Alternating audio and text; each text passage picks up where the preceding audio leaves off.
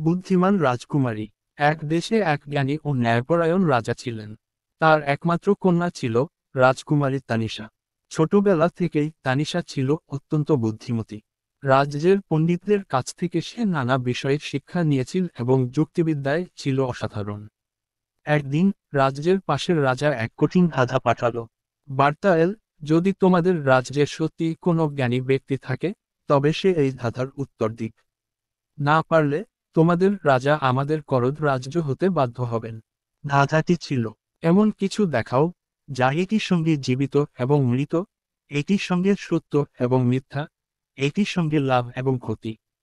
রাজ্যের সব জ্ঞানী ও মন্ত্রী ধাঁধার উত্তর খুঁজতে লাগলো, কিন্তু কেউই সঠিক উত্তর দিতে পারল না। রাজা চিন্তিত হয়ে পড়লেন। তখন তানিশা বলল, বাবা, আমাকে একটি সুযোগ দিন। আমি উত্তর দিতে চাই। রাজা অনুমতি দিলেন, আর তানিশা প্রতিদ্বন্দ্বী রাজার দরবারে গেল। সবার সামনে সে একটি ছোট্ট বীজ হাতে নিয়ে বলল, এই বীজই ধাঁধার উত্তর।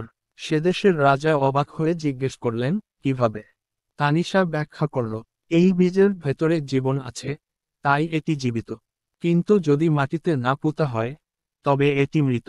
বীজ থেকে গাছ জন্মাবে, যদি রোপণ করা হয়, এটি সত্য। কিন্তু যদি এটি ফেলে রাখা হয়, তবে এটি বৃথা, এটি মিথ্যা। একজন কৃষক যদি বীজ বপন করে, সে লাভ পাবে। কিন্তু যদি সে এটি অপচয় করে, তবে সে ক্ষতির সম্মুখীন হবে।